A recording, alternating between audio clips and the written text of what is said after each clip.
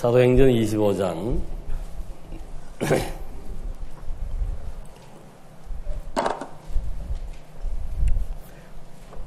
베스도가 부임한 지 3일 후에 가이사라에서 예루살렘으로 올라가니 대제사장들과 유대인 중 높은 사람들이 바울을 고소할세 베스도의 호의로 바울을 예루살렘으로 옮기기를 청하니 이는 길에 매복하였다가 그를 죽이고자 함이더라.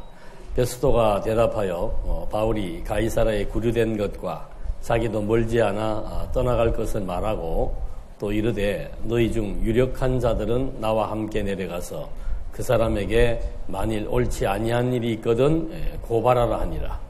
베스도가 그들 가운데서 8일 혹은 12일을 지난 후에 가이사라로 내려가서 이튿날 재판 자리에 앉고 바울을 데려오라 명하니 그가 나오매 예루살렘에서 내려온 유대인들이 둘러서서 여러 가지 중대한 사건으로 고발하되 능히 증거를 대지 못한지라. 바울이 변명하여 이르되 유대인의 율법이나 성전이나 가이사에게나 내가 도무지 죄를 범하지 아니하였노라 하니 베스도가 유대인의 마음을 얻고자 하여 바울더러 묻되 내가 예루살렘에 올라가서 이 사건에 대하여 내 앞에서 신문을 받으려느냐. 바울이 이르되 내가 가이사의 재판자리 앞에 섰으니 마땅히 거기서 신문을 받을 것이라. 당신도 잘 아시는 바와 같이 내가 유대인들에게 불의를 행한 일이 없나이다. 만일 내가 불의를 행하여 무슨 죽을 죄를 지었으면 죽기를 사양하지 아니할 것이나 만일 이 사람들이 나를 고발하는 것이 다 사실이 아니면 아무도 나를 그들에게 내줄 수 없나이다. 내가 가이사께 상소하노라 한데 베스도가 배석자들과 상의하고 이르되 내가 가이사에게 상소하였으니 가이사에게 갈 것이라 하니라. 우리도 이게 무슨 얘기인지 힘들죠? 24장, 25장, 26장은 바울의 재판 기록입니다. 하나님께서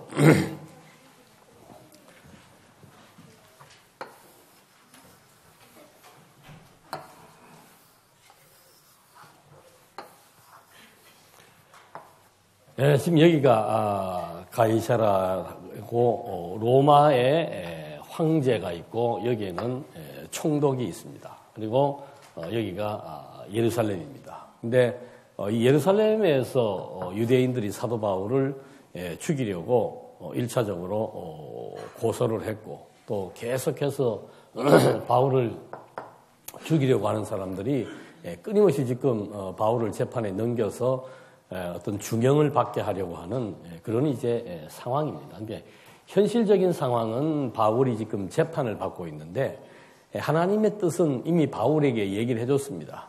네가 지금 여러 가지 많은 일들을 겪어야 되는데 그 이유는 뭔가 이 로마에 가서 내 증인이 되어 그 로마 지역에 하나님의 교회를 세워야 될 것. 이것이 이제 바울에게 부여된 하나님의 특명이죠.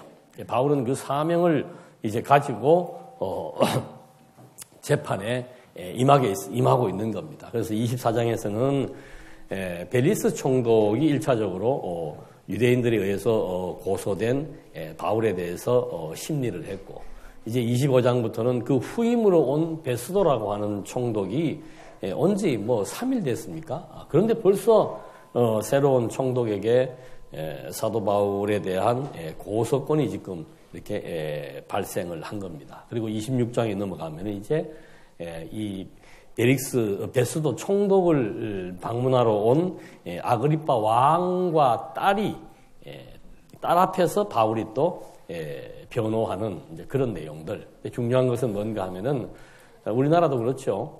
대한민국에서 사고를 저지른 미국 시민권이 있는 사람이 한국에서 무슨 범죄 사항이 있을 때 한국의 법으로 다스리지 못합니다. 그래서 그 사람은 다시 미국으로 이첩을 하든지 해서 미국 법정에서 재판을 받도록 돼 있습니다. 그런 것처럼 지금 사도 바울도 바울에게 이 시민권이 주어져 있기 때문에 바울을 유대인들이 아무리 고소를 하고 어떤 그 재판에 해부하려고 해도 1차적으로 사도 바울에게 권한이 있습니다. 나는 여기서 재판받지 않겠다. 나는 뭐 로마에 가서 받겠다, 어디에 가서 받겠다라고 하는 권한이 있는 거죠. 그래서 하나님께서는 사도 바울에게 이미 오래전부터 이 일을 다 구상해 놓으시고 이미 시민권까지 바울이 출생할 때부터 로마의 시민권을 가지고 출생하도록 그렇게 섭리를 해오셨던 그런 배경 속에서 교회가 세워지는 겁니다. 그러니까 저희들은 교회가 세워진다라고 하면은 뭐 쉽게 생각하지만 이 시대에 교회가 세워진다라고 하는 것은 여러 사람들의 희생 또는 피 흘림, 어떤 고난 이런 것들을 통해서 하나님의 교회가 세워질 때 그 교회가 얼마나 소중한 것인 줄을 알 수 있는 거죠. 어제도 우리가 임직자, 직임자들에 대한 교육들을 했습니다마는 이 교회 장안중앙교회도 오늘이 있기까지 많은 시련들이 있었습니다. 그런 시련들이 있었고 지금 현재도 어려움들이 있기 때문에 우리는 교회가 소중하다.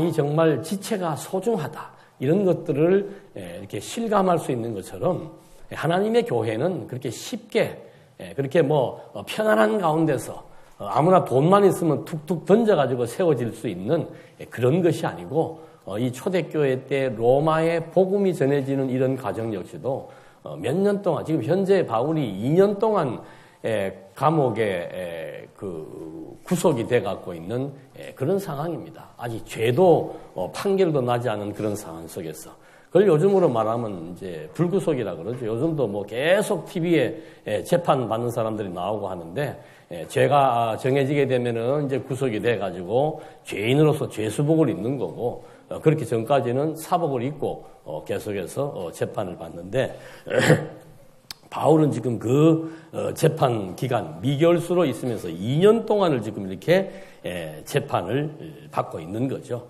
그런 가운데서 새로 이 가이사라 이쪽 지역에 새로 총독이 부임했는데 부임하다 보니까 여기 지금 뭐 복잡한 사건이 뭐냐라고 하니까 바로 유대인들의 그 권력자들이 나타나가지고 온 지 3일 만에 짐도 아직 안 풀었는데 사도 바울에 대한 고소권을 얘기를 하니까 이 베스도 역시도 이제 그 건에 대해서 정리하려고 이제 하나하나 확인을 해나가는 그런 내용들이 여기 지금 소개가 된 것입니다.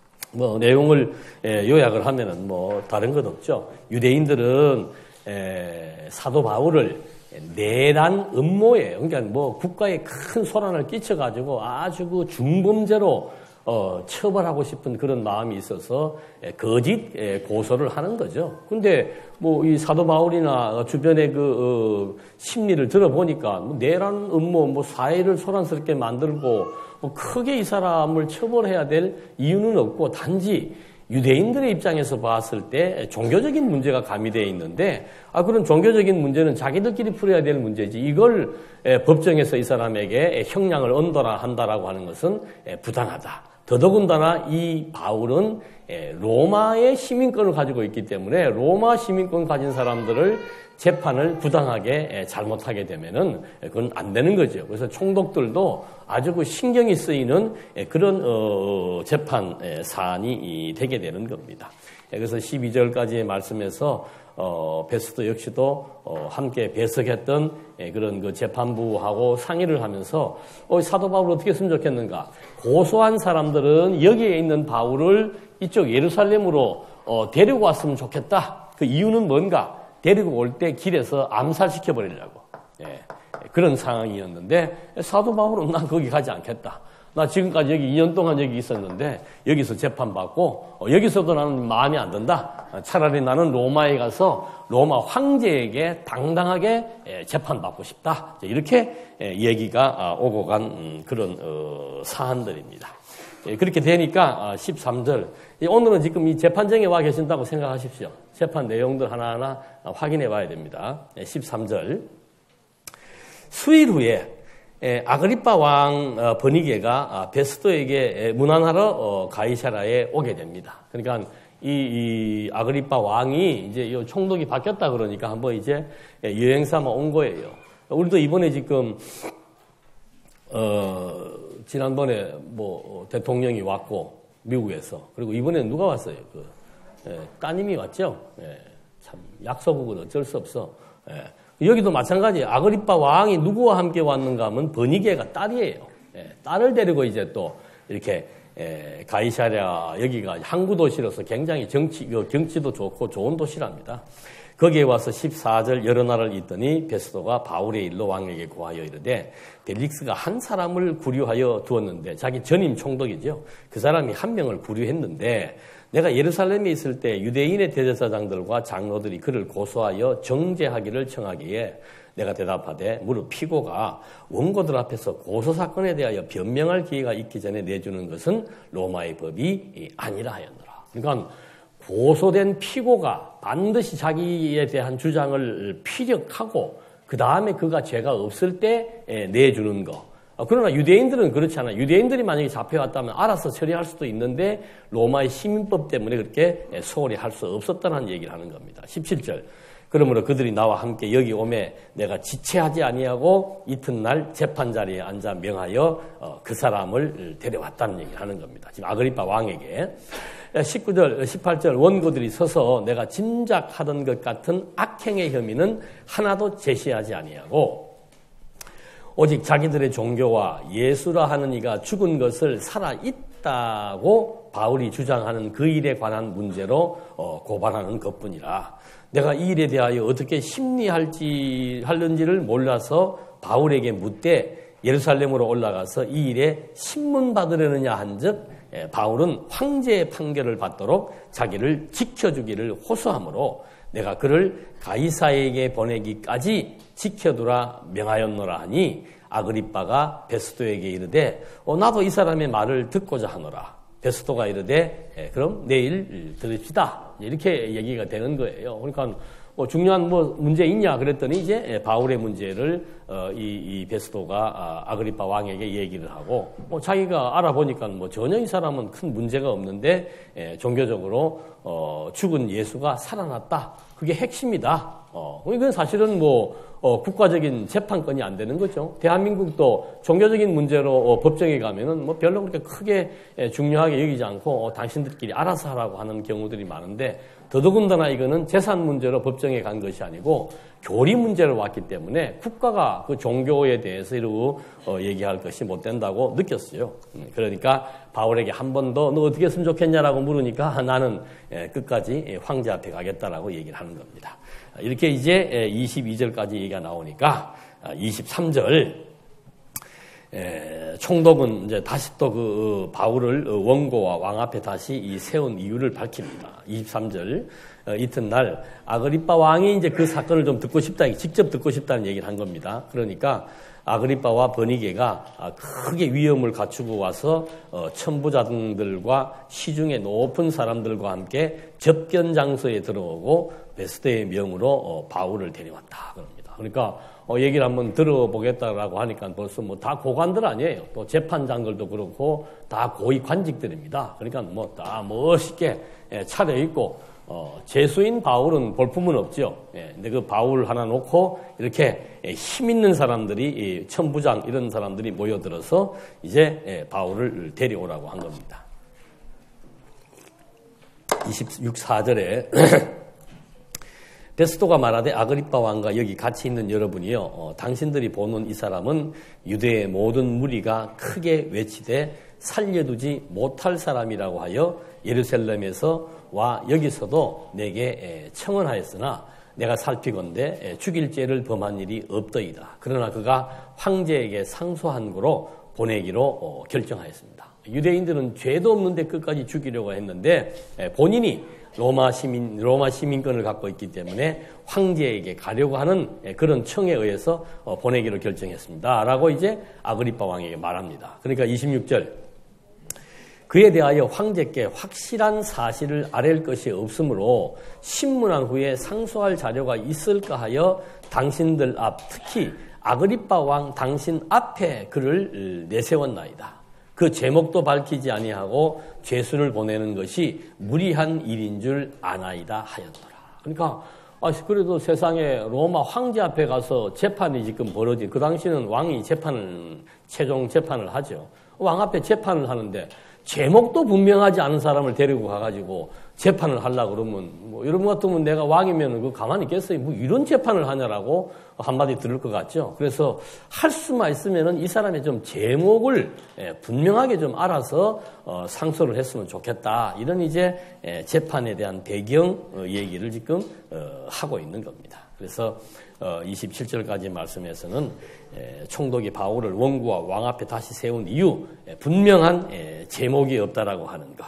이것이 지금 이 사람을 데리고 로마의 황제 앞에 가고자 하는 아그리빠 왕이 그 총독에 대한 총독의 그 아픔이죠. 그래서 이 재판을 어떻게 이 처리를 했으면 좋을까 이런 문제가 이제 배경으로 대두가 되어 있습니다.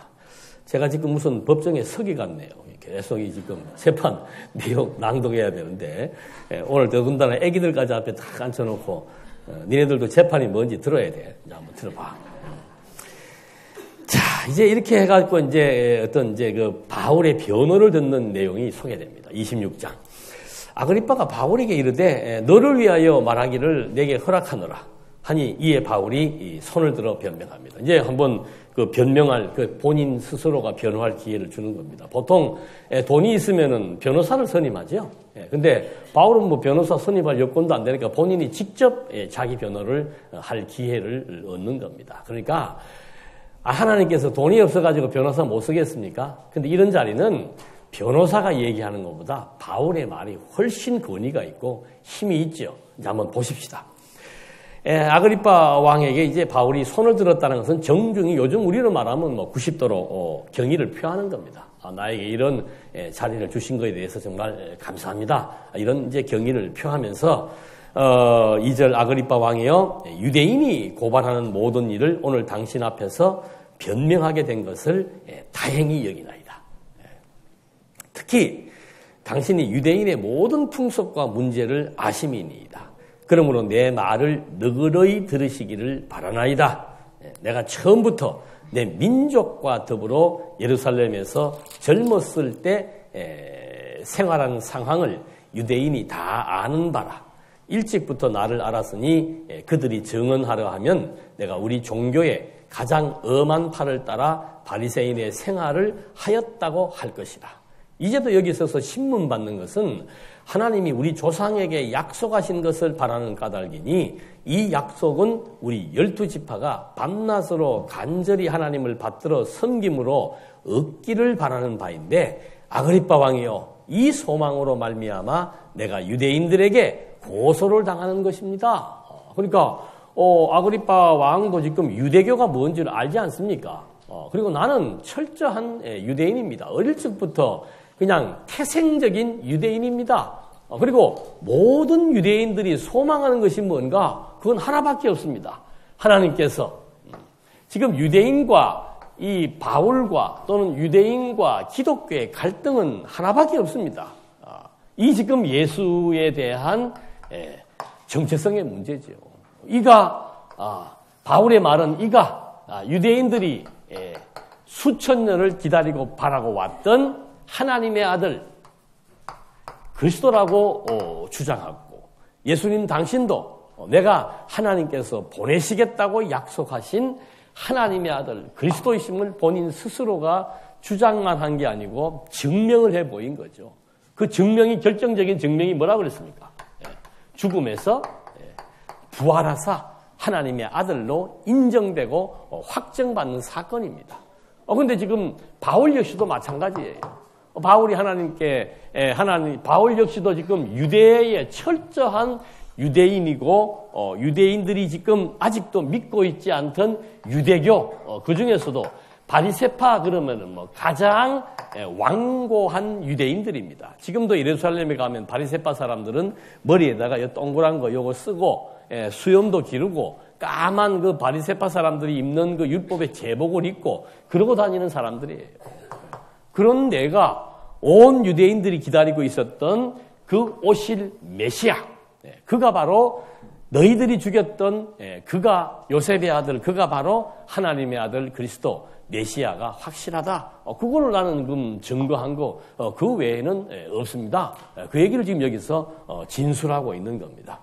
그 유대인들의 소망이 나의 소망이었고 유대인들의 그 바람이 나의 바람과 일치합니다.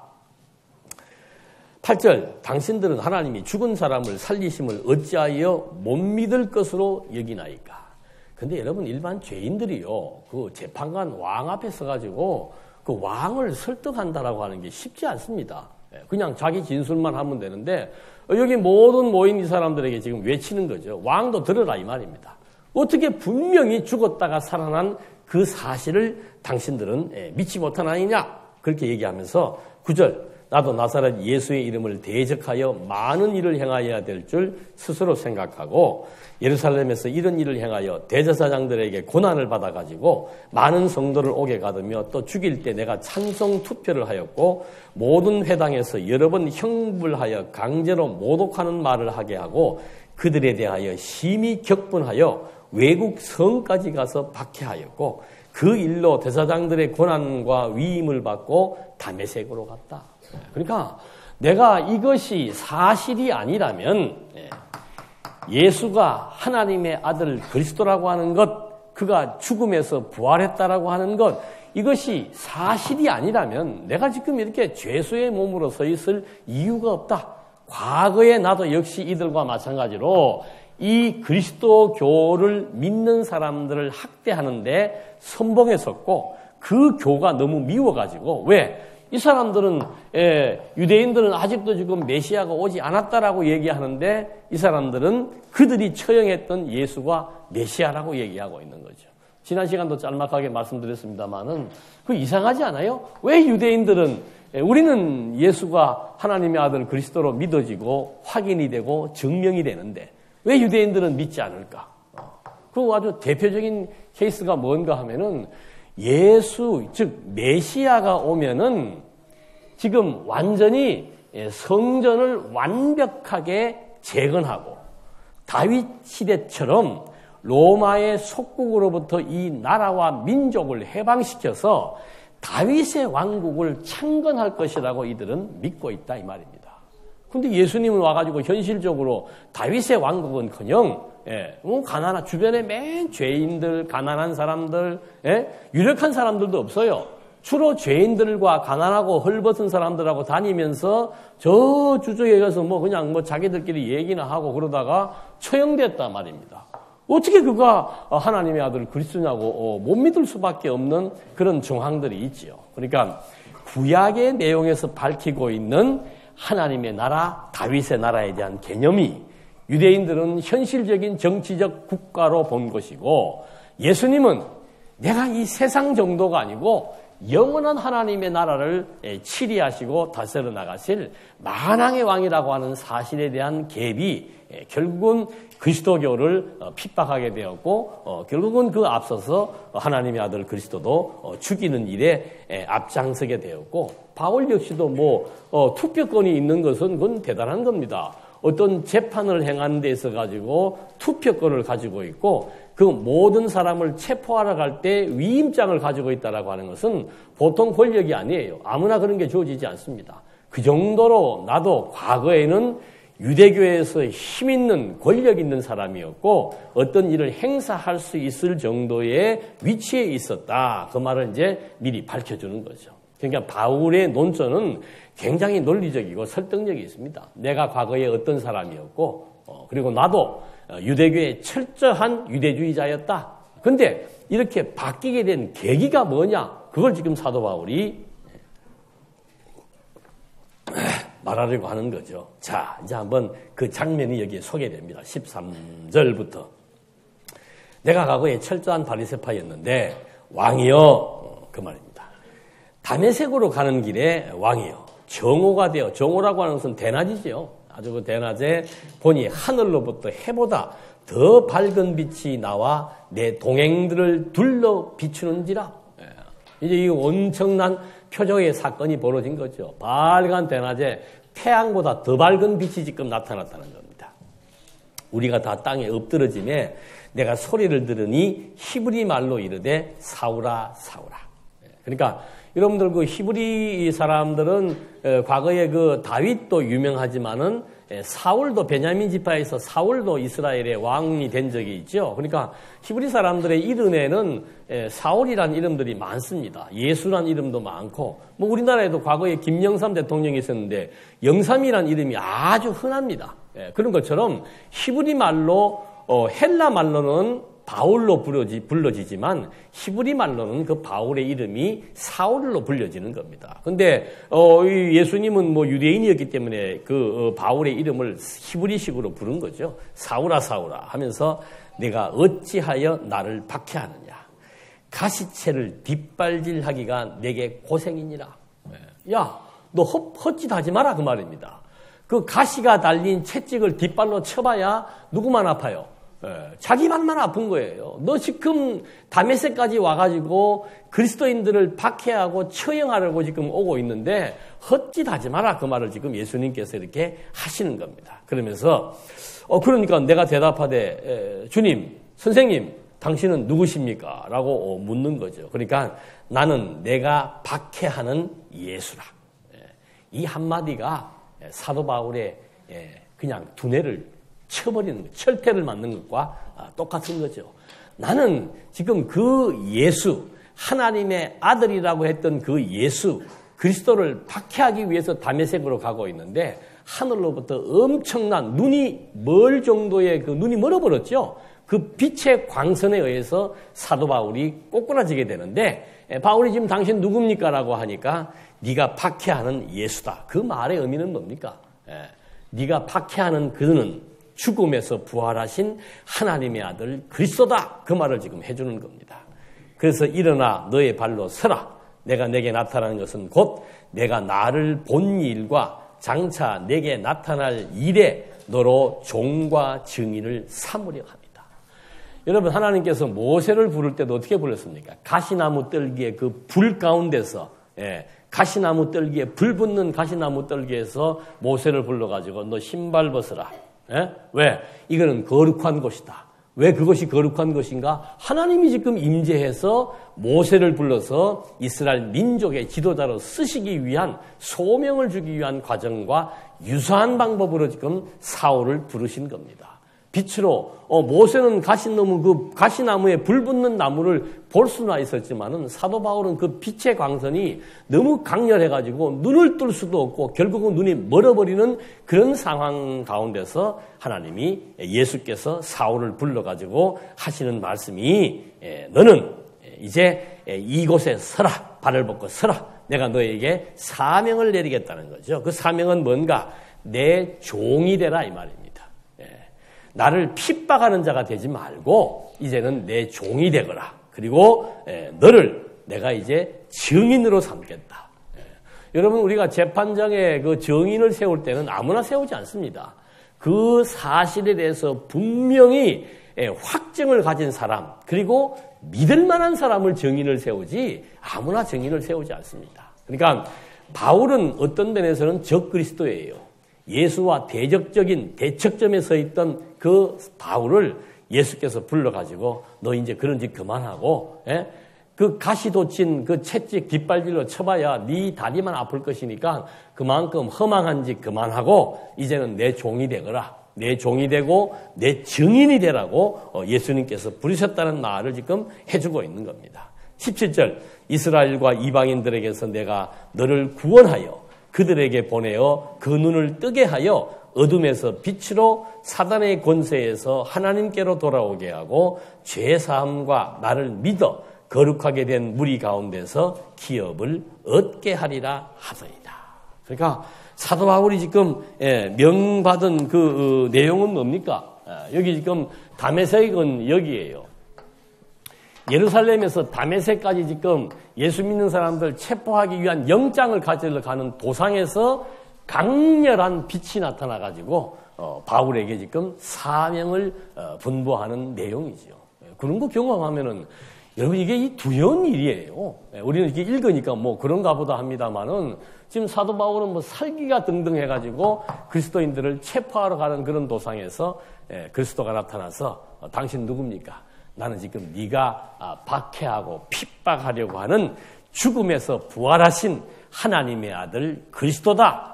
당신의 신분을 분명하게 밝혀주게 되는 겁니다. 그러면서 바울에게 맡기는 일이 바로 뭔가 하면은 예수님이 오시기 전까지는 이 세계는 무슨 세계예요? 어둠의 세계예요. 어둠의 세계. 창조 역사하고 똑같습니다. 하나님이 천지를 만들어 놓았는데 그 만들어 놓은 상태가 흑암이 깊음 위에 있고 땅이 혼돈하고 공허한 그런 상황 가운데서 하나님께서 빛이 있으라 해가지고는 어둠 세계를 광명의 세계로, 공허한 세계를 질서의 세계로 이렇게 바꿔 나가는 것처럼 지금 하나님께서 사도 바울에게 강렬한 빛을 지금 비치게 해가지고 바울에게 사명을 주시는데 그 사명은 바로 뭔가 똑같아요. 하나님의 창조 사역과 모세를 불렀을 때 모세로 하여금 이스라엘 민족을 구원해내기 위한 사역을 주시는 것과 같은 맥락이라 이 말입니다. 내가 너를 지금 불러가지고 이 어두운 세상 가운데서 무슨 역할을 맡기겠다? 빛의 역할을 맡기겠다. 그 다음에 이 어두운 세상은 사단이 지배를 하고 있습니다.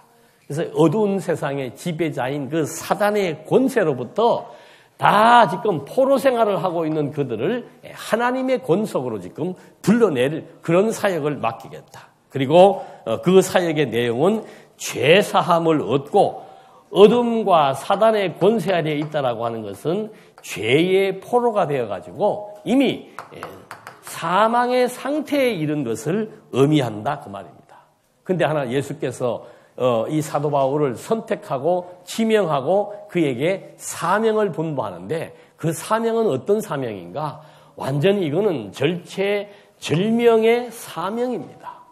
어둠과 사단의 권세 아래서 죄와 사망에 완전히 처참하게 죽어버린 하나님의 백성들, 하나님의 자녀들에게 이제는 내가 너를 빛의 역할을 감당하게 하고 하나님께 인도하는 일을 하게 하고 죄인과 사망한 상태에 있는 자들에게 의인과 생명을 얻게 하는 그게 바로 뭐예요? 그게 복음이죠. 복음. 이 복음의 증인을 내가 지금 너에게 삼겠다 이 말입니다. 여러분 사도 바울은 지금 이런 상황 가운데서 복음의 증인을 삼은 거죠. 이 복음의 증인이라고 하는 것은 한마디로 정의하면 뭔가 하면은 죽은 자들을 살리는 생명 소생의 사역을 갖다가 복음의 증인이라고 말하고 있는 겁니다. 여러분 우리 한때 그 이북에서 젊은 청년 하나 내려왔을 때 어떤 사람이 인기를 얻은 거예요. 이국종 교수 아시잖아요. 그 사람이 근무하는 현장은 분초를 다투는 곳입니다. 그 분초에 의해서 사람이 죽기도 하고, 그 초단위를 다투면서 한 사람이 살기도 하는 그런 긴박한 상황입니다. 늘 손에 피를 묻혀야 되고, 늘 긴장의 연속적인 그런 상황.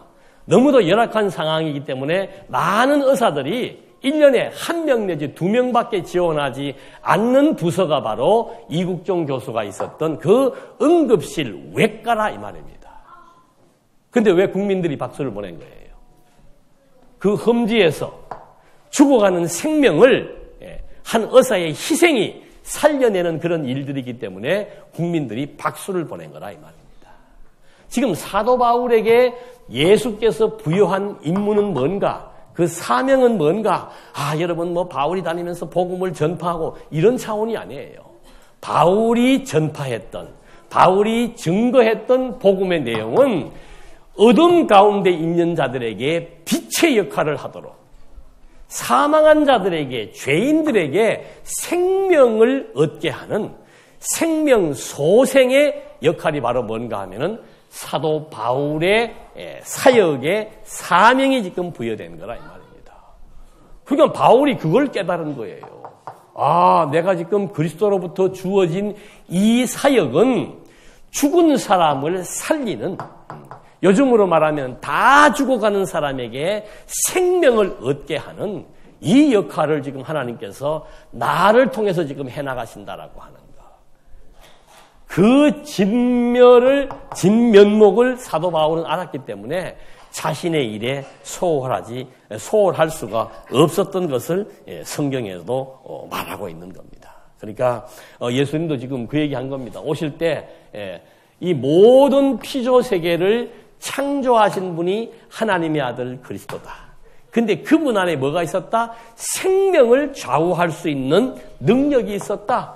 그분이 바로 이 어두운 세상 가운데서 빛으로 오셔서 어둠 가운데 죽어버린 자기 백성들에게, 자기 자녀들을 다시 살리는 그런 역사, 그걸 하기 위해서 당신이 직접 죽음에서 부활하사 나는 세상의 빛이요, 나는 생명의 떡이요, 나는 죽은 자들에게 나로 말미암아 영생을 얻게 하는 이 사역을 그리스도가 실천하셨고 미리 보여주셨고, 그 다음에 사도 바울을 부르셔가지고 바울로 하여금 이쪽 지역에서 생명 소생의 역사, 이쪽 지역에서 생명 소생의 역사, 생명을 얻게 하는 복음의 전파 역사, 이걸 사도 바울로 하여금 지금 계속해서 수년 동안을 하게 한 거라 이 말입니다.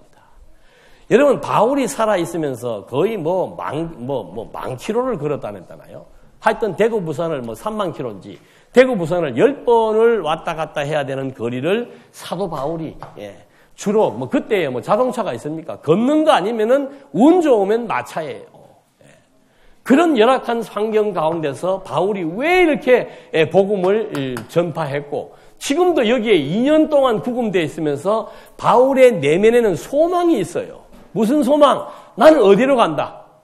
로마에 간다는 거예요. 로마에 가서 무슨 일을 할 건가? 로마에 있는 하나님의 백성들, 하나님이 선택하고 지명해 놓은 하나님의 백성들의 생명을 살리는 그런 일을 나는 할 것이다. 그게 바울의 소원이고 바울의 소망이에요.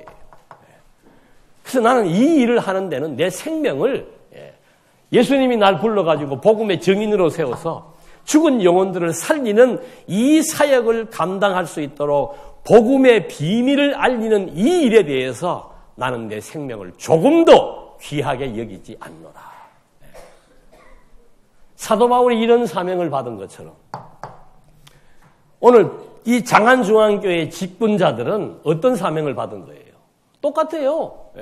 교회의 이상은 뭡니까? 복음을 증거하고 복음을 전파하는 겁니다. 복음을 증거하고 복음을 전파한다라고 하는 것은 뭔가 단순한 선교가 아니에요. 그 내용에는, 그 성질은 죽은 자들을 살려내는 엄청난 의미 있고 가치로운 일이 담겨져 있다는 거죠. 여러분, 집사의 일은 그냥 집사의 일이 아니죠. 권사의 일이 그냥 권사의 일이 아닙니다. 지금 우리 어린아이들에게 오늘 졸업식을 행하는 이런 일들이 일반 밖에서 행해지는 졸업식과는 다른 일이에요. 차원이 다른 일이에요. 이 어린 생명들 이미 그리스도의 사역으로 말미암아 거듭나고 중생한 새 생명을 가진 자들입니다. 이들의 새로운 생명이 잘 자라도록 우리 어른들이 이들의 영혼이 성장할 수 있는 환경을 만들어 주었을 때 이들이 다시 커서 이 아이들이 그리스도의 증인이 된다 이 말입니다. 어른이었던 우리가 그리스도의 증인의 삶을 살아왔던 것처럼 이들이 지금 오늘 졸업하는 이 졸업의 의미는 뭔가? 죽은 자를 살릴 수 있는 복음의 증인의 사역을 담당하게 하기 위한 하나님의 깊은 역사가 오늘 이 시간에도 담겨져 있고 지금도 복음이 전파된다라고 하는 것은 단순한 성경 강론이 아니에요. 어둠 가운데 공포에 떨고 있던 사람들이, 어둠 가운데 죄 때문에 정말 탄식했던 사람들이, 죽어버린 영혼 때문에 살 소망이 없고 삶의 의미가 없고 심령의 평안을 누리지 못했던 하나님의 권속들에게 새로운 빛, 광선이 비춰가지고 그들에게 새로운 소망이, 새로운 희망이, 새로운 삶의 의미가 주어진다라고 하는 이 역사, 이것이 복음을 통해서 이루어지는 증인의 역할. 그래서 예수님이 마지막에 승천하시면서 무슨 약속한 거예요? 늘 제가 계속 얘기하잖아요. 사복음서 끝부분의 모든 내용들이 사도행전의 초두에 나오는 내용들이 전부 뭐예요? 너희는 천하 만민에게 무엇을 증거해라? 복음을 전파해라 이 말입니다. 죽은 자를 살리는 복음을 전파해라. 땅 끝까지 내가 다시 올 때까지 이게 교착점이에요. 땅 지리적으로는 땅 끝입니다. 신학적으로는 예수님이 다시 오실 때까지예요. 그 시간 동안 너희들은 무엇이 될 것이다? 증인이 될 것이다. 죽은 자를 살리는 이 놀라운 역할을 당신의 제자들에게 부여하고 예수님이 승천하셨고 그 일을 감당하게 하시기 위해서 성령을 보내어서 이 성령이 지금도 하나님의 말씀 진리를 통해서 살아 운동 역사하면서 예수님은 이쪽 지역의 지리적인 한계에 묶여서 예루살렘이나 갈릴리 지역만 다녔지만은 지금 이 성령은요, 지금 이 시간에 여기서도 역사하지만 미국과 소련과 인도와 남극과 북극까지도 이 성령은 지금 폭발적인 역사를 하시면서 죽어버린 영혼들을 살리는 일을 지금도 사역하고 계신다는 겁니다. 오늘 지금 여기서 선포되는 이 짧은 시간의 진리의 말씀이 똑같은 시간에 미국과 캐나다와 인도와 몽고와 중국과 소련 전 세계 지역을 망라해서 지역을 초월해서 역사하시는 성령의 역사가 어둠 가운데 있는 자들에게 죽어버린 영혼들에게 자유와 평화와 기쁨을 수반되어지는 하나님의 나라가 이루어지는 역사. 이것이 오늘 사도 바울이 이 희망 때문에 이 증인의 역할 때문에 당당히 재판을 받고 있으면서도 끝까지 소망을 버리지 않는 이유가 뭔가? 나는 로마에 가서 하나님의 살아계심을 증거함으로 말미암아 어둠과 죄와 사망 가운데 있는 자들에게 빛과 의와 생명을 얻게 하는 이 도구로 부르심을 받아서 이 일을 하며 산다는 것이 내 삶의 의미요 가치이기 때문에 바울은 어느 누구 앞에서도 당당하게 복음의 증인으로서 당신이 해야 될 말을 기탄없이 할 수 있는 이 아름다운 모습들을 비록 재판의 과정이지만 우리는 의미 있게 다시 한 번 더 확인을 해볼 수 있었습니다. 기도하시겠습니다. 은혜와 사랑이 풍성하신 하나님 아버지, 사도 바울의 인생사가 개인의 역사가 아니고 살아계신 하나님의 존재를 우리에게 확인시켜주고 사도 바울의 증거가 지나간 역사에 대한 해석이 아니라 지금도 살아 역사하시는 죽음에서 부활하사 새 생명을 얻게 하시는 그리스도의 사역임을 또 한 번 확인해 보면서 오늘 하나님이 저희들을 부르신 이유가, 오늘 하나님께서 여기에 장안중앙교회를 세우신 이유가, 오늘 하나님께서 이 어린 생명들의 졸업식을 축하하게 해주는 이 시간을 갖게 하는 이유가 단순한 것이 아니고 정말 우리는 그냥 졸업식을 행할 뿐이고 우리는 예배를 드렸을 뿐인데 하나님은 이 일을 통해서 죽은 자들의 생명을 살려내는 역사를 어둠 가운데 공포 가운데 두려워하고 있는 당신의 영혼들에게 빛과 희망을 주는 역사를 이루어내신다는 사실 앞에 우리 다시 한번 감사하며 이 일에 쓰임을 받고 산다는 것이 우리 삶의 가치가 될 수 있도록 인도해 주시옵소서. 예수님의 이름으로 기도드립니다. 아멘.